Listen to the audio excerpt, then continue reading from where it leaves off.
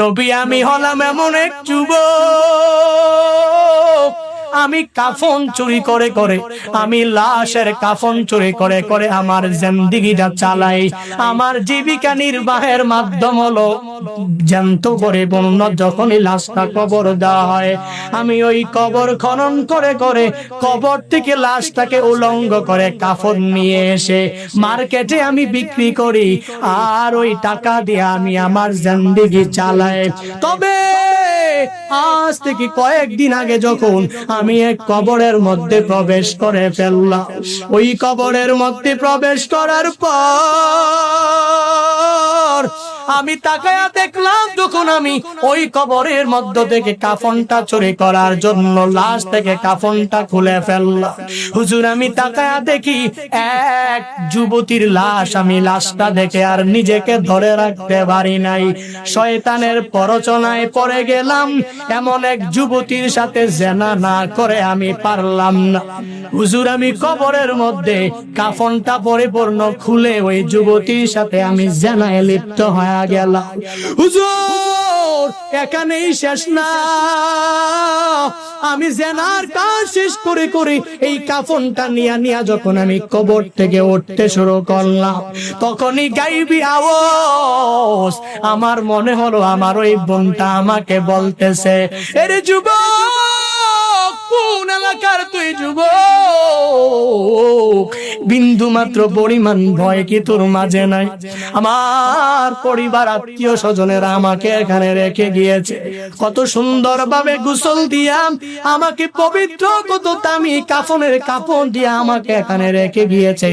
কাল কিয়ামতের ময়দানে আমি সবার সাথে পবিত্র অবস্থায় উঠবো, এজন্যই রেখে গিয়েছে। ওরে যুবক, তুই আমার সাথে কেমন কাজটা করে ফেললি?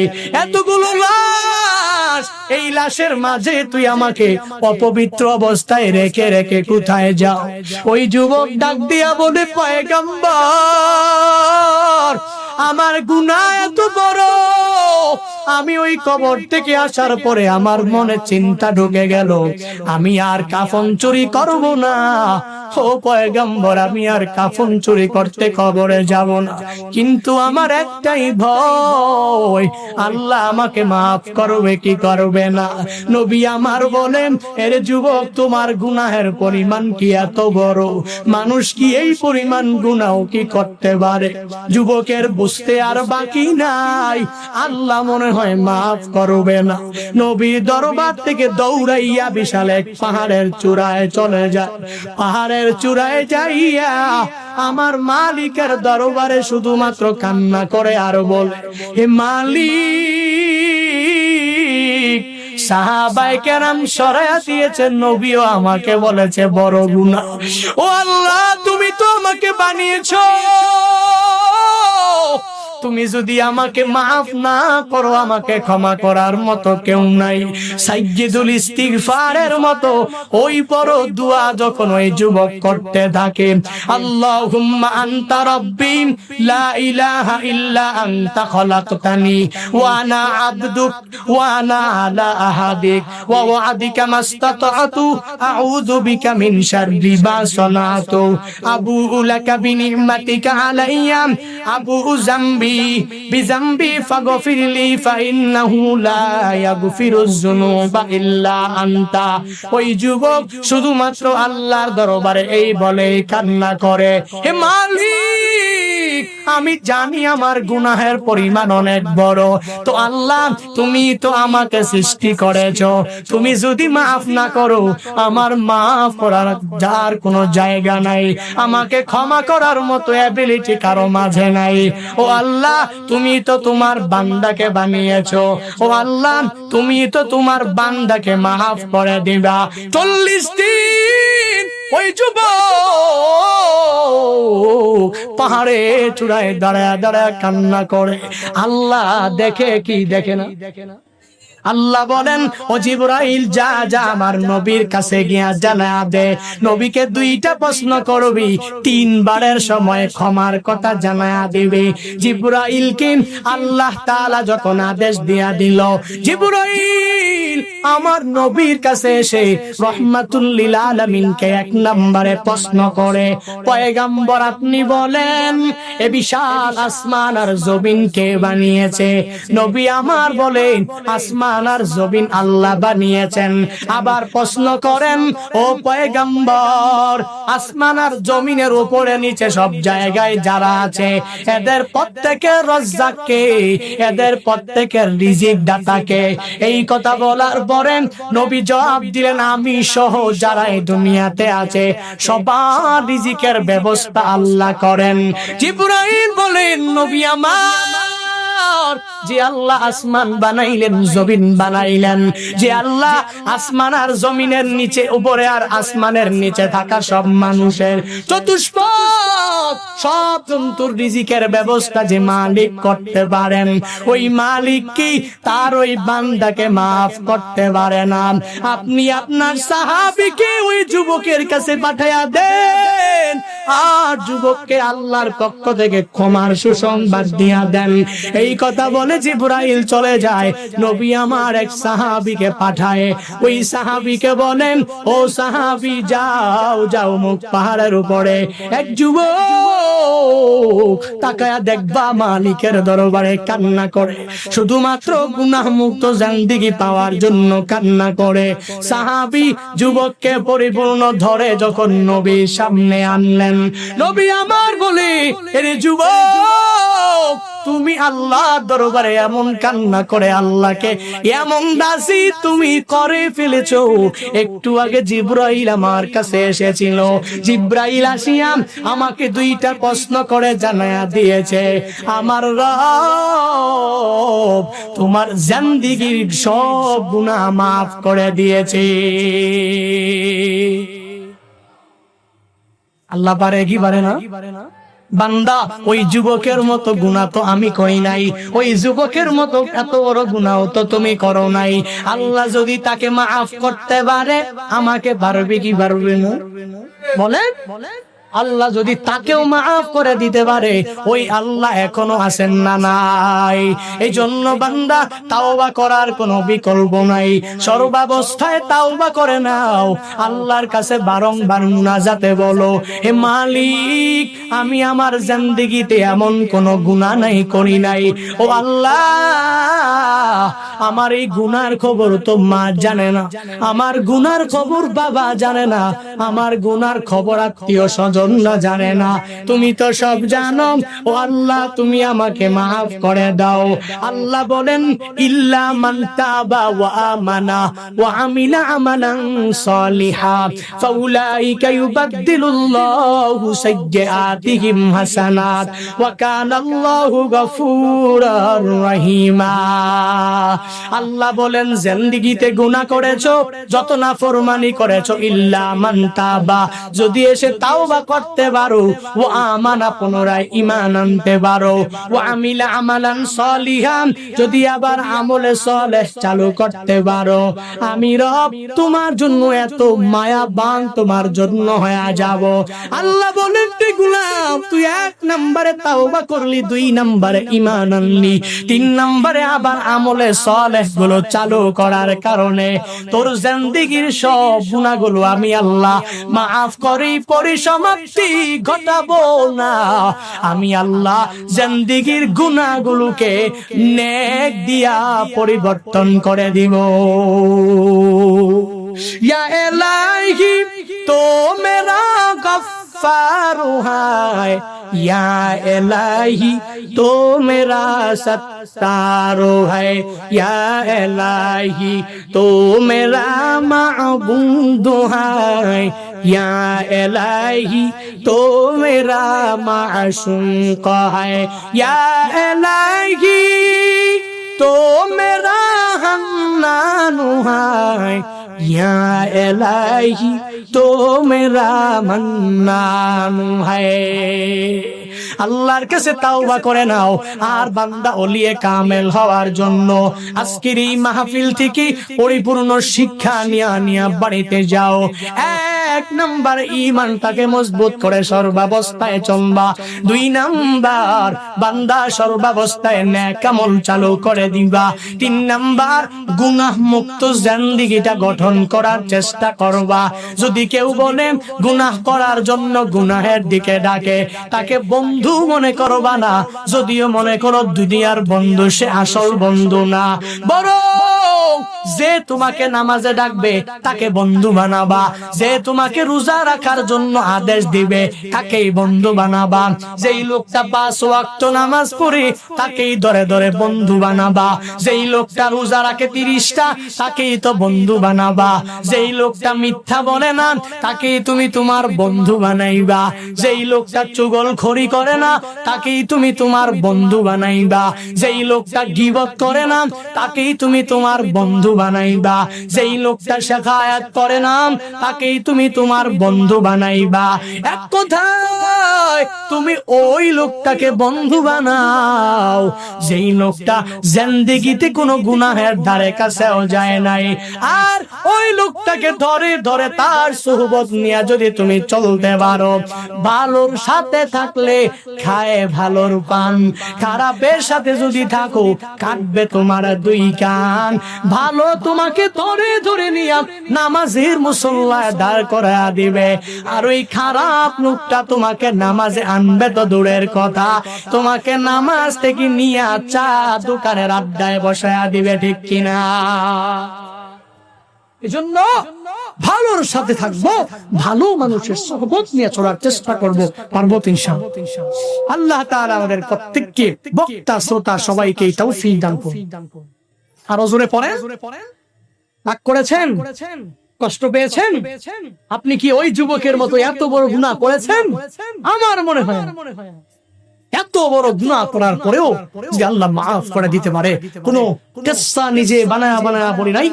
তামবিহুল গাফিলিন একটা কিতাব আছে, ফকিহ আবুল্লাহ সমরকন্দি রাহিমাহুল্লাহু তাআলা এই তামবিহুল গাফিলিন লিখেছেন। এই তামবিহুল গাফিলিনের মধ্যেই এই ঘটনার সুন্দরভাবে উল্লেখ রয়েছে। বিশাল তাওবাকারীদের জন্য, গুনাহ করনেওয়ালা বান্দার জন্য বিশাল এক প্রতিদান হিসাবে এই ঘটনা। যদি শিক্ষা নিয়ে বাড়িতে যেতে পারি তো আমি মাওলার কাছে ফিরে যেতে পারবো। আমার কত বড় গুনাহ, তো আমার গুনার কাছে আল্লাহর রহমত অনেক অনেক বড়, রহমতের কাছে গুনাহটা অনেক ছোট। ঠিক কিনা? এজন্য আল্লাহর কাছে তাওবা করি। আল্লাহ, আমরা ইতিপূর্বে রোজা রাখি নাই।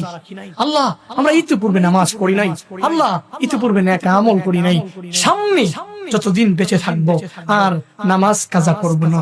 আল্লাহ, সামনে যতদিন বেঁচে থাকবো আর রোজা বাদ দিব না। আল্লাহ, সামনে যতদিন বেঁচে থাকবো আর জিনা করব না। আল্লাহ, সামনে যতদিন বেঁচে থাকবো আর কোন সগীরা কাবিরা গুনাহের দিকে যাব না। আল্লাহ, সামনে বেঁচে থাকবো তো মিথ্যা বলার কোনো প্রয়োজন নাই। আল্লাহ, সামনে যতদিন বেঁচে থাকবো আমি গীবত করব না, শিকায়াত করব না, চুগলখড়ি করব না। পারবো তো ইনশাআল্লাহ। যুবক ভাইরা, পারবেন তো ইনশাআল্লাহ। আল্লাহ এই ভাইদেরকে তুমি কবুল করে নাও। জোরে পড়েন। আজকে একটা ভিডিও দেখে আমার খুব ভালো লেগেছে। এই যে ঈদ গেল না, ঈদুল ফিতর, মাঝে মাঝে কষ্ট লাগে। আমি প্রত্যেকটা যুবককে জান দিই মহাব্বত, এবং প্রবাসে যাওয়ার পরেই সৌদি আরবের 15 দিনে আমার আশপাশে প্রবাসী অনেক যুবক ছিল। আমি একদিন প্রশ্ন করলাম, বয়স এত কম তোমার? সে বাইতুল্লাহর পাশে এক ফন্দকে সে ডিউটি করে, এক হোটেলে সে ডিউটি করে, 10 ঘন্টা ডিউটি দেয়। তা তাকে বললাম, তুমি এত ছোট মানুষ, অনেক ছোট, প্রবাসে থাকে, বিবাড়িয়াতে বাড়ি। আমার কথা যখন শুনছে দৌড়ে আসছে, আমার ফন্দক সার্চ করে অনেক কষ্ট করে পেজ থেকে নাম্বার টাম্বার নিয়ে দেখা করো, বড় শখ। তো একদিন অনেকগুলো যুবক হয়ে, আমি বললাম কারণ কি, এত যুবক সামনে কেন? আমার মুরব্বী টুরব্বী কেউ নাই, বয়স্ক টয়স্ক আমার থেকে বড় আর কেউ নাই, সব সমবয়সী হলে কেমনে হবে? হুজুর, প্রবাসে এমন কোন যুবক নাই আপনার বয়ান শুনে। আলহামদুলিল্লাহ, প্রবাসের প্রত্যেকটা যুবক আপনার জন্য বড় পাগল। এরা অনেক বয়ান শুনে, আপনার অনেক বয়ান শুনে, এবং আমিও খেয়াল করেছি মসজিদে নববীতে আমি নবী রওজায় সালাম দিব, এমন অবস্থায় ওই জায়গায় গিয়ে দেখি বিশাল এক যুবকদের টিম। কোথেকে আসতো? রিয়াদ থেকে আসছি। তো বাড়ি কোথায়? বিবারিয়াতে বাড়ি। অনেকগুলো যুবক একসাথে রিয়াদ থাকে, তো এখানে নবীজি রওজায় সালাম দেওয়ার জন্য এসেছে, সব একসাথে দেখা করছে। তো যুবকদেরকে একসাথে নিয়ে জিজ্ঞেস করলাম কারণ কি? আপনাকে তো অনেক ভালোবাসি। কারণ কি? আপনি তো আমাদের মতো বয়স, কিছু কিছু কথা বলেন আমলের কথা, এগুলো শুনে শুনে কিছু আমল করার চেষ্টা করি। এখনো আমার দেখাইলো আমাকে ইউটিউবে, দেখেন আপনার প্রত্যেকটা বয়ান ডাউনলোড করেন। নিজে অনেক উৎসাহ পেলাম যে এই যুবকদের জন্য আমার এই কথাগুলো চির আমলান হয়ে থাকবে। আমি থাকবো না আমার এই আমলের কথা যুবক শুনে শুনে আমল, আমি থাকবো না আমার এই বয়সী এক যুবকের কথা শুনে আরেকটা যুবক বয়সী সে পরিপূর্ণ নামাজের দিকে যাওয়ার জন্য উদ্বুদ্ধ হবে, নিজের মধ্যে উৎসাহ উদ্দীপনা সৃষ্টি হবে। হায় হায়, এর থেকে বড় কামালিয়াত আর কি আছে? এজন্য তো বলি, আজকে বিষয়টা দেখে খুব খারাপ লাগলো। আমাদের এলাকায়ও এরকম অনেক ঘটনা ঘটে। ঈদের দিনে অনেকে ওই যে পিকআপ নিয়ে 2-3টা ডেস্ক সেট বক্স টক্স নিয়ে যত ডিজে গান বাজায় আর সে ঈদ উদযাপন আছে না নাই? কিন্তু ভালো লাগার বিষয় হলো ভিডিওটা দেখার পরে খুব ভালো লাগছে। যুবক মানুষ, মুসলমানদের যুবক, এলাকার ধর্মপ্রাণ কিছু মুসলমান থাকে না, যাদের ইসলামের প্রতি যাদের নিবেদিত প্রাণ, ইসলামকে মহব্বত করে, দেখলাম যে কয়েকজন ধইরা বাঁশ নিয়ে এমন পিটা নাও পিকআপ থেকে নাও, অনেকে সোশ্যাল মিডিয়ায় ভিডিওটা দেখেছে, খুব ভালো লেগেছে আমার। সাবধান, শুধু ঈদ না, আপনার যে কোনো অনুষ্ঠানে আপনি কেন গান বাদ্য, কেন আপনি এই 2-3টা এই ডেস্ক ম্যাক্স নিয়ে বাজাতে হবে? কেন এত বেশি মন চায়? তাহলে টিউনের গান অভাব নাই, বাজান। এত বাজাইতে মন চায়, ইসলামের সঙ্গীত অভাব নাই, বাজান। আপনি পয়সা পয়সা বাজান, শুনেন। কিন্তু কেন কেজিএফ এর গান বাজাতে হবে? কেন আপনার বিভিন্ন অশ্লীল গানগুলো শুনতে হবে? কেন? আপনি কি মনে করেছেন আপনি এভাবেই বেশি বেশি চলে আসছেন এখানে? না, আপনার ব্যাকগ্রাউন্ডে আপনার বাবা একজন মুসলমান, ব্যাকগ্রাউন্ডে মা মুসলমান, ব্যাকগ্রাউন্ডে ইসলাম আছে, ব্যাকগ্রাউন্ডে কোরআন আছে, কিতাব আছে, হাদিস আছে। এজন্য যেটা মন চায় হিন্দুরা করে, খ্রিস্টানরা করে, বৌদ্ধরা করে, এদের যা মন চায় তাই করে। তো আমি তো মুসলমান, আমি কেন করবো? এরা যা মন চায় তাই করবে। আমিও যদি যা মন চাই তাই করি, তো এদের মধ্যে আর আমার মাঝে কোনো পার্থক্য রইল? কথা বলেন না কেন? না, আমি তো যুবক। আমি কি ইয়া শাবাব আল মুসলিম, আমি একজন মুসলমানের যুবক। আমার মতো ছিল আবু বকর, আমার মতো ছিল ওমর, আমার মতো ছিল মুআজ, এরা ছিল। আমি এদের মতো হব, এদেরকে আমার অনুকরণীয় আদর্শ বানাবো। সাহাবায়ে কেরামকে আমি নিজের ফলোয়ার বানাবো, তাদের ফলোয়ার আমি হয়ে থাকবো, এদেরকে পরিপূর্ণ তাবে বানাবো। এজন্য আল্লাহ তাআলা আমাদের প্রত্যেককে বুঝার মানার তৌফিক দান করুন। কোন সময় বিয়ে টিয়ে যা হবে, অনুষ্ঠান যা হবে, টেক্সের বাজানো যাবে। বিয়ের প্রথম দিনে যদি আপনি ডেক্স ডুক্স বাজায়া, ডিজে গান বাজায়া, এখন তো আবার হালাল ডিজে গান বের হইছে।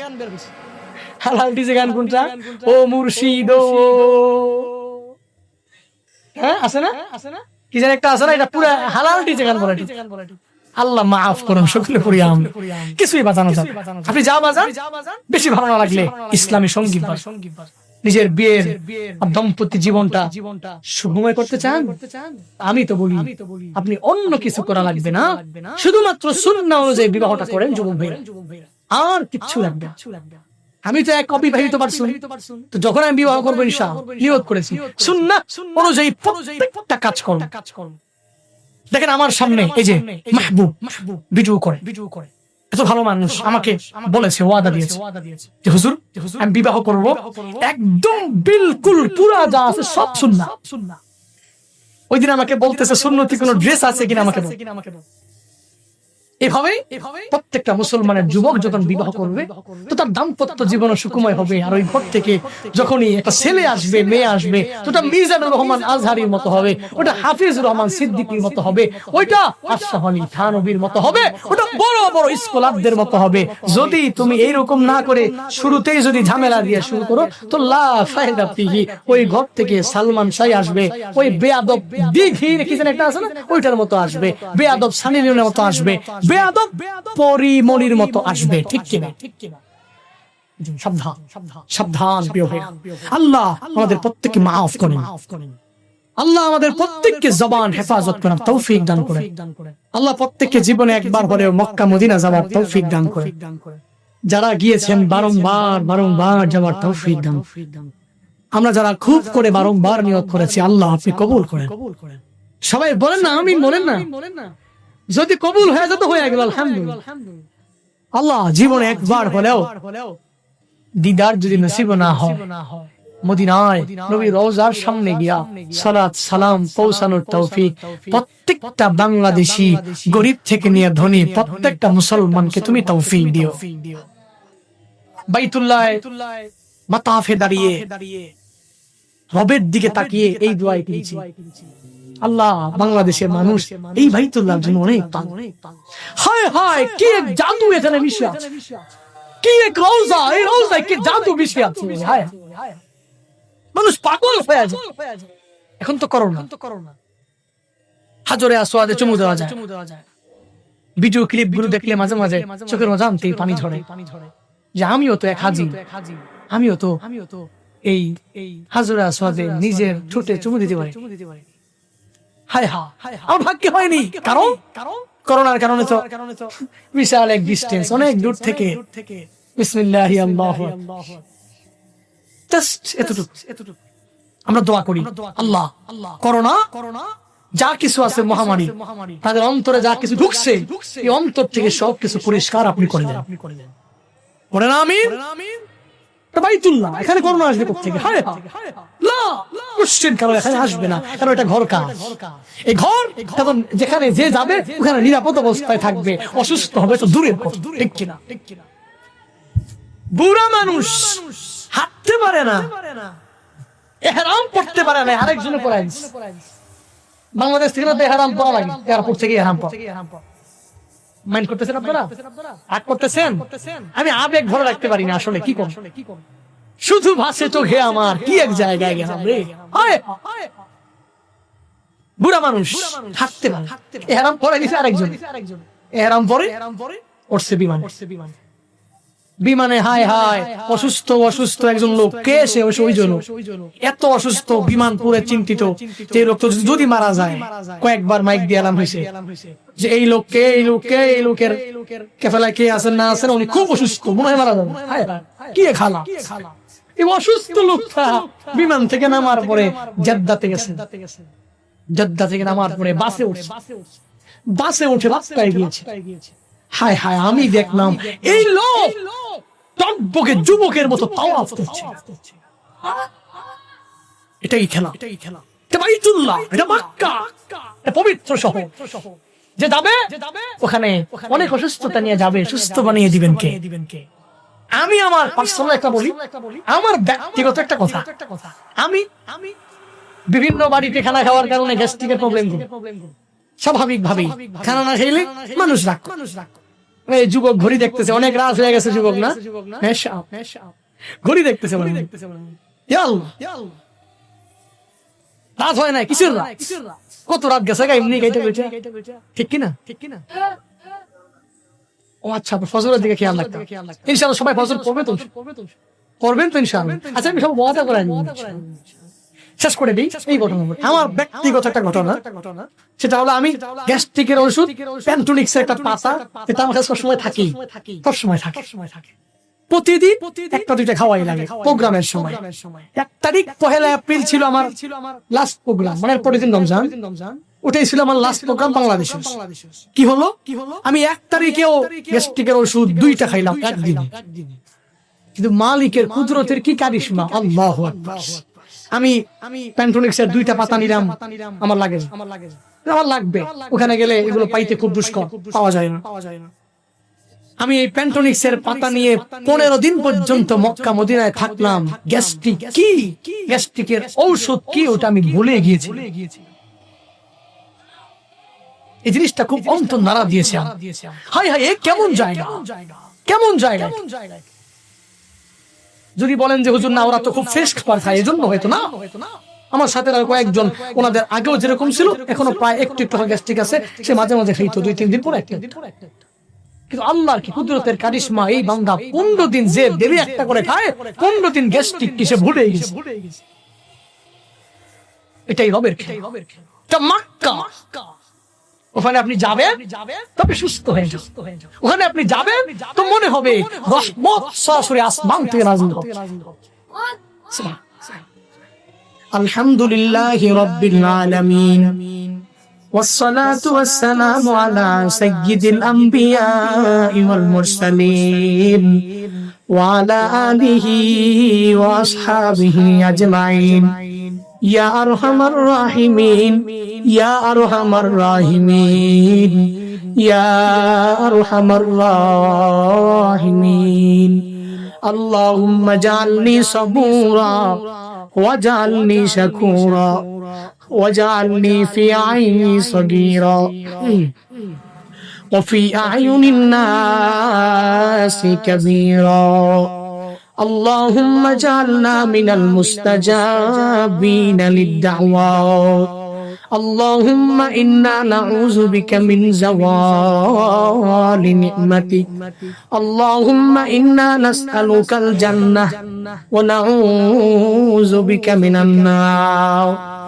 اللهم إنا نعوذ بك من زوال نعمتك وتحول عافيتك وفجاءة نقمتك وجميع سخطك يا رب العالمين ربنا ظلمنا أنفسنا وإن لم تغفر لنا وترحمنا لنكونن من الخاسرين ربنا آتنا في الدنيا حسنة وفي الآخرة حسنة وقنا عذاب النار ربنا لا تؤاخذنا إن نسينا أو أخطأنا ربنا ولا تحمل علينا إصرا كما حملته على الذين من قبلنا ربنا ولا تحملنا ما لا طاقة لنا به واعف عنا